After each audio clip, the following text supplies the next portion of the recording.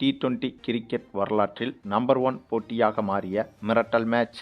India Ireland ரசிகர்களை தாண்டி ஒட்டுமொத்த மற்ற நாட்டு கிரிக்கெட் ரசிகர்களும் அதிர்ச்சி. அந்தளவுக்கு கொடூர சம்பவம் செய்த இந்திய அணி, அதாவது இந்திய கிரிக்கெட் அணி தற்போது அயர்லாந்துக்கு எதிரான T20 கிரிக்கெட் தொடரில் விளையாடி வருகிறது. இதில் சமீபத்தில்தான் முதல் T20 போட்டியும் அடுத்த T20 போட்டியும் முடிவடைந்திருந்தது.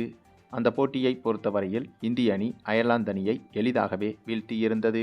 ஆகவே அதனைத் தொடர்ந்து தற்போது அடுத்த T20 போட்டியில் இந்த இரு அணிகளும் களமிறங்கியது.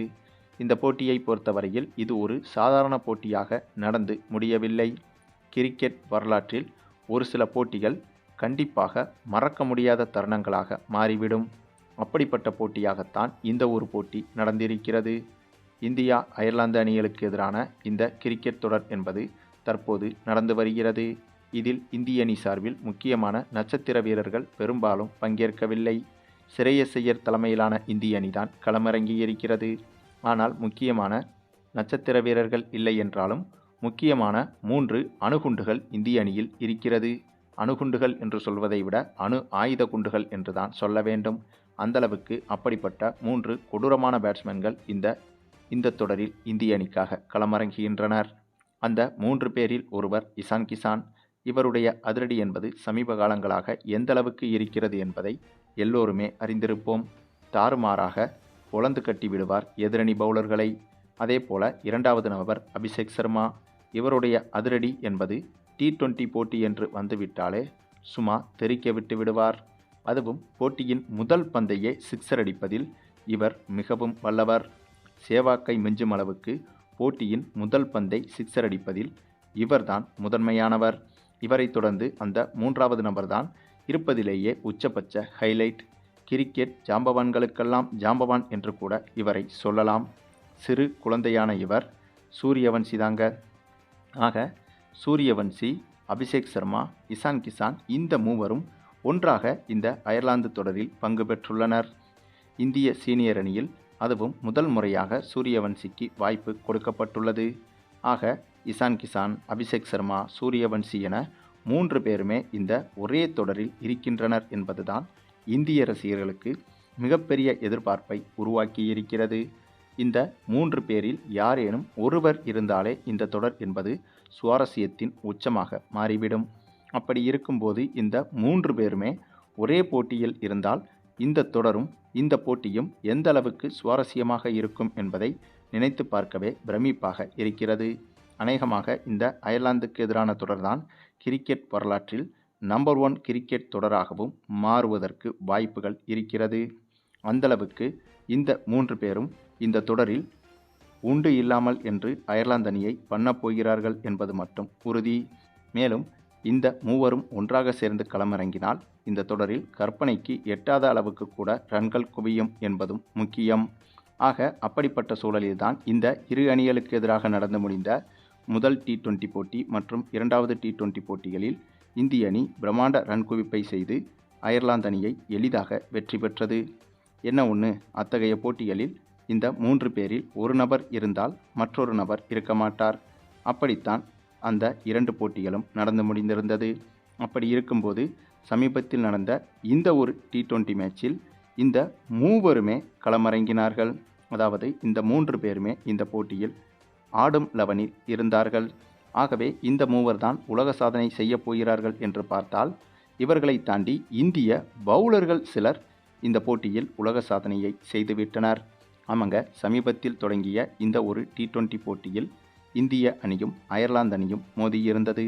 அப்படியாக தொடங்கிய இந்த போட்டியில் டாஸை வென்ற அயர்லாந்து அணி முதலில் பேட்டிங் செய்வதாக முடிவெடுத்தது.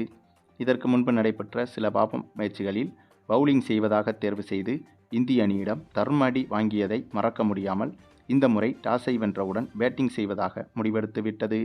ஏனென்றால் ஒருவேளை பவுலிங் செய்வதாக தேர்ந்தெடுத்து விட்டால் நாம் ஏற்கனவே சொன்னது போல இந்திய அணியில் தற்போது 3 அணு ஆயுத குண்டுகள் இருக்கிறது.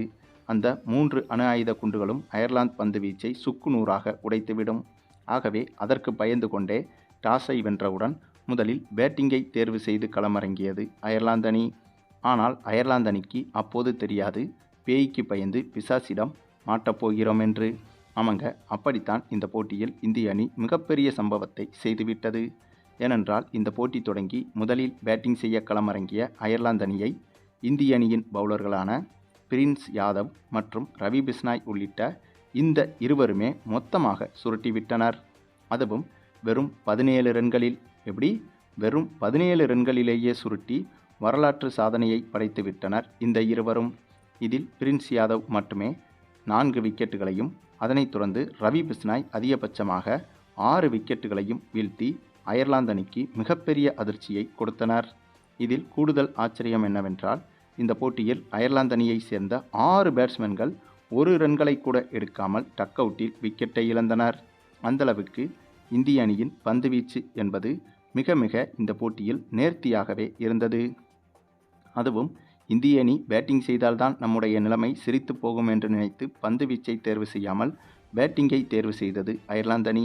ஆனால் பந்து வீச்சிலும் இந்திய அணி கொடூரமான அணி என்பதை இந்த போட்டியில் நிரூபித்துவிட்டது. ஆகவே தற்போது இருக்கும் இந்திய அணியில் எந்த பவுலர்கள் இருந்தாலும் இல்லை என்றாலும், எந்த பேட்ஸ்மேன்கள் இருந்தாலும் இல்லை என்றாலும், இந்திய அணி என்பது தரம் வாய்ந்த அணி என்பதில் எந்த ஒரு சந்தேகமும் கிடையாது என்பதற்கு இந்த ஒரு போட்டியும் உதாரணம். அதுவும் நீண்ட நாட்களுக்கு பிறகு ரவி பிஷ்னாய் மீண்டும் சிறந்த ஃபார்முக்கு திரும்பியிருக்கிறார். ஆகவே இந்த ஒரு விஷயமும் இந்திய அணிக்கு இன்னும் கூடுதலான அட்வான்டேஜை ஏற்படுத்தியிருக்கிறது. ஏனென்றால் சமீபத்தில் இந்திய அணிக்கு ஒரு நிலையான ஸ்பின்னர் என்பதில் யாருமே இடம்பெறவில்லை. ஒரு சில போட்டிகளில் மட்டுமே ஒரு சில ஸ்பின் பவுலர்கள் சிறப்பாக செயல்படுகிறார்கள். மற்றபடி சிறந்த ஸ்பின் பவுலர்கள் என்று இந்திய அணியில் இப்போதைக்கு யாருமே நிரந்தரமாக கிடையாது. இதற்கு முன்பு இந்திய அணி வரலாற்றில் அனில் கும்ப்ளே, ஹர்பஜன் சிங், ரவிச்சந்திரன் அஸ்வின் என்று இந்திய அணிக்கு நீண்ட வருடங்களாக நிலையான பவுலர்களாக இருந்து வந்தனர். ஆனால் இப்போது அந்த வரிசையில் யாருமே தற்காலிகமாக இந்திய அணியில் இல்லை என்பதுதான் நிதர்சனமான உண்மை. ஆகவே அதுவும் இந்த போட்டி மூலமாக அந்த பிரச்சனையை ரவி பிஷ்னாய் சரி செய்து விட்டார் என்பதற்கு இந்த ஒரு போட்டியும் உதாரணம்.